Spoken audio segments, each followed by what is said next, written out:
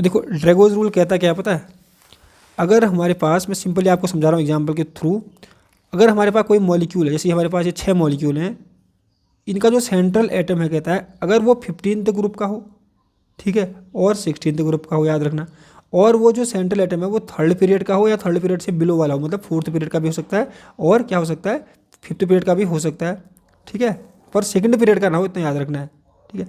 और जो उसके साथ बॉन्डेज सब्स्टिट्यूएंट है, जैसे बॉन्डेज सब्स्टिट्यूएंट यहाँ पर हाइड्रोजन है, ठीक है, उनकी इलेक्ट्रोनेगेटिविटी या तो 2.5 के इक्वल हो या 2.5 से लेस हो, ठीक है, इतना समझ में आया।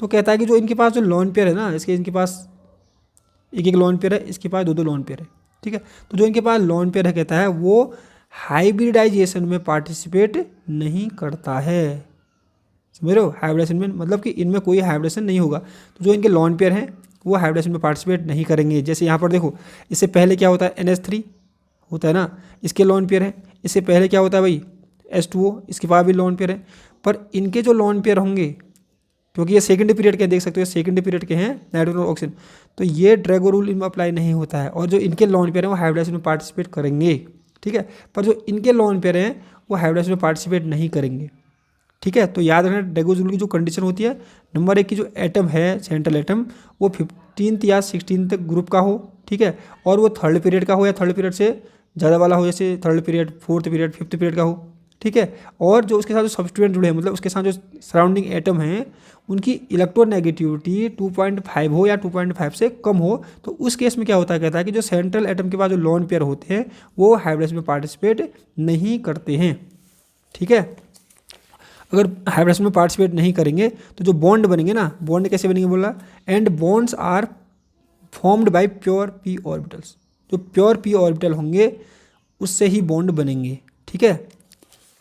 अभी हम एग्जांपल के थ्रू इसको समझेंगे। इसमें क्या लिखा है, as p orbitals are close to each other, close to 90 to each other, ठीक है। सपोज करो हमारे पास ये है PS3 बनाना है भाई, हमको PS3 बनाना है, तो PS3 में आपको पता है कि इसका जो 15 होता है ना, 15 में क्या होगा, 3s2 3p3 होता है, आउटर मोस्ट सेल का कन्फिग्रेशन है, ठीक है। अगर मैं इसको बनाऊँ तो यहाँ पर क्या होगा, 3s के कितने इलेक्ट्रॉन, 2 इलेक्ट्रॉन है, और 3p में कितने इलेक्ट्रॉन होंगे, 1 2 3 होंगे, ठीक है। पर ये तो जो लोन पेयर है ये वाला, ये तो बॉन्डिंग में मतलब हाइब्रिडेशन में पार्टिसिपेट नहीं करने वाला है। तो जो बॉन्ड बनेंगे जैसे PS3 में 3 हाइड्रोजन बॉन्ड कहाँ पर बनेंगे, एक यहाँ पर बनेगा, एक यहाँ पर बनेगा और यहाँ पर बनेगा।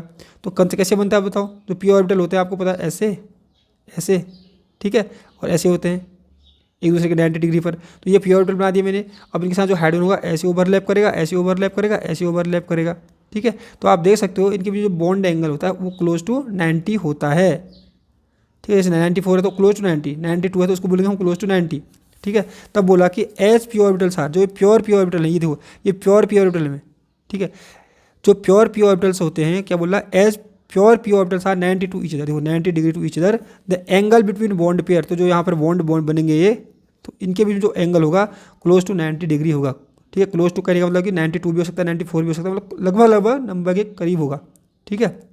और उसके बाद क्या बोला कि जो लोन पेयर होता है, lone pair of s orbital is found in stereochemically inactive s orbital, ठीक है। जो लोन पेयर होता है बोलता है ये बॉन्डिंग में पार्टिसिपेट नहीं करता, तो इसको इनएक्टिव भी हम लोग कह सकते हैं, समझ रहे हो। तो ये है बेंट रूल का स्टेटमेंट। अब इसको बहुत सारे, इसका जो एप्लीकेशन पार्ट है वो हमको सीखना है, ठीक है।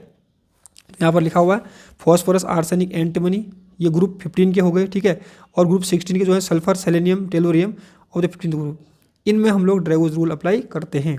तो यहाँ पर लिखा है ड्रैगोज मॉलिक्यूल्स इंक्लूड, तो ड्रैगो मॉलिक्यूल कौन से होंगे, PS3 आर्सेनिक, SS3 एंटीमनी, मतलब SbS3, ठीक है, H2S, H2Se, H2T, ये ड्रैगोज मॉलिक्यूल इनको कहते हैं, ठीक है।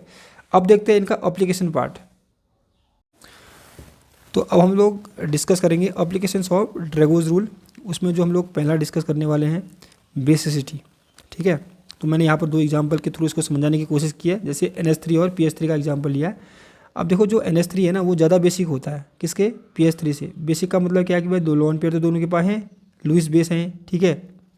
अगर लोन पेयर को जो ईजिली डोनेट करेगा, जो आसानी से लोन पेयर को डोनेट कर देगा, वो ज़्यादा बेसिक है। इसका मतलब है कि जो नाइट्रोजन है वो ईजिली लोन पेयर को डोनेट कर रहा है, इसलिए ज़्यादा बेसिक है।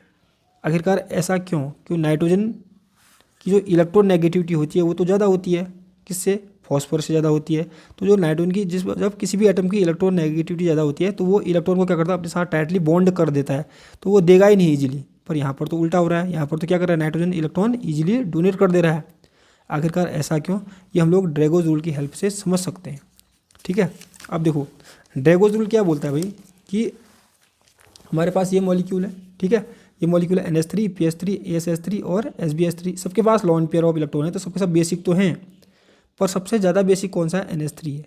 ठीक है, क्योंकि देखो हमको पता है कि ड्रैगोज रूल क्या बोलता है कि फॉस्फोरस, आर्सेनिक, एंटीमनी, इसमें जो इसके लॉन पेयर हैं ये तो हाइब्रिडेशन में पार्टिसिपेट नहीं करेंगे।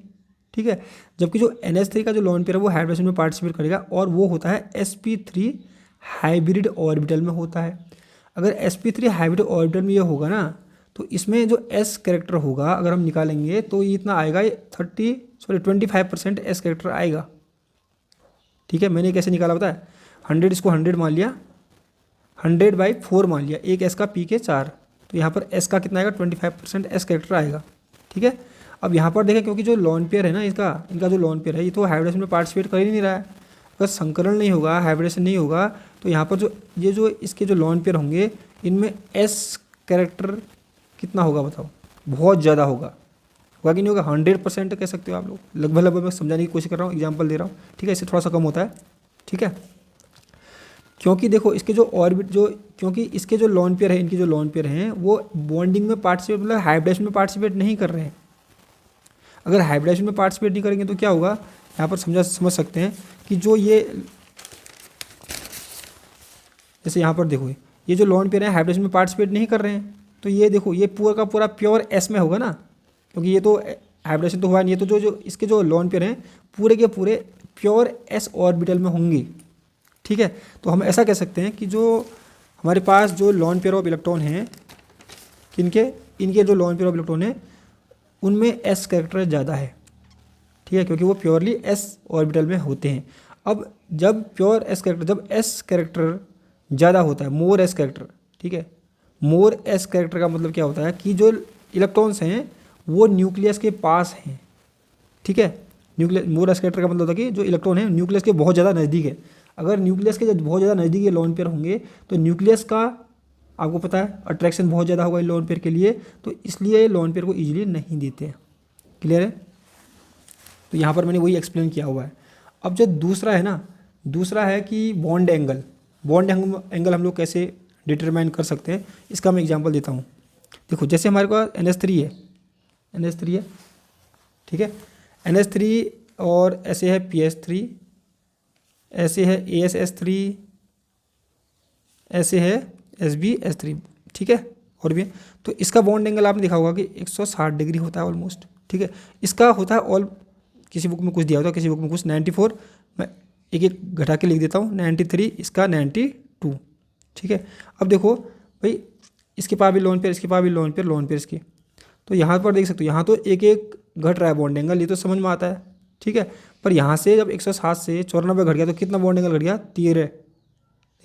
13 डिग्री का बॉन्ड एंगल घट गया है। तो ये सडन डिक्रीजमेंट क्यों हुआ, इतना ज़्यादा डिक्रीजमेंट क्यों हुआ, ये भी हम लोग ड्रैगोज रूल की हेल्प से समझ सकते हैं।